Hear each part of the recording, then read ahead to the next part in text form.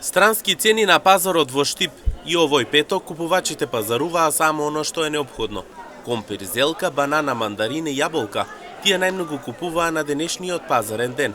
Иако продавачите цените ги правеа се повеќе пристапни и покрај тоа што за некого и тоа е неисплатливо, но сепак граѓаните децидни дека цените не се пристапни за нивниот джеп. Добро, скапо тоа е. Јаболки. Само јаболки. Да. Мене е скап, за други не знам. Нешто, банани, нешто такова. Мандаринка? Мандаринка не. Купирче, зелка? Не. Не купувате? Имаме дома тоа.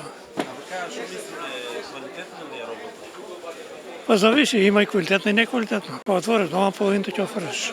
Компири, јаболки, такви работи овоше. Зелкичка, добро е. Може да се дозволи. Може. Ефтино, много комши. Колку е? На Слушай, немам коментар, другари. Продавачите за Емнет телевизија велат дека производство има доволно, па според квалитетот се одредува и самата цена.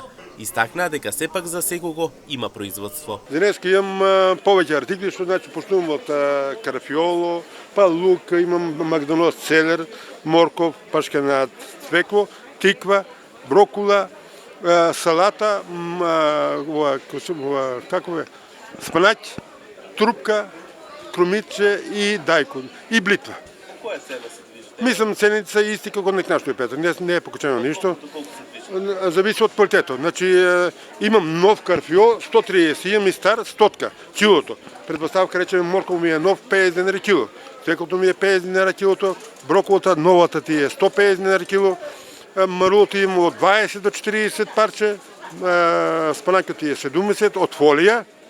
Дајконо имам 40-60, трупката 60 денари, крумичето 2 за 50 и блитвата 40 денара. Во зимни услови како успевате да го задржите толку квалитет? Види, зимно време ово е не мрзне. Јас што садам сега не мрзне, само малку топлина, значи уфолија е тоа се. Повеќе уфолија, да. Повеќе уфолија. А морково не мрзне, морково е неотворено, а цвеклото во дупка. Значи, копаме пред да го извадиме во дупка и преку цело зима тамо стоја. Имате раздвиженост во барувачки? Па, ќе надевам се, времето малку потопло стана, би требало да има.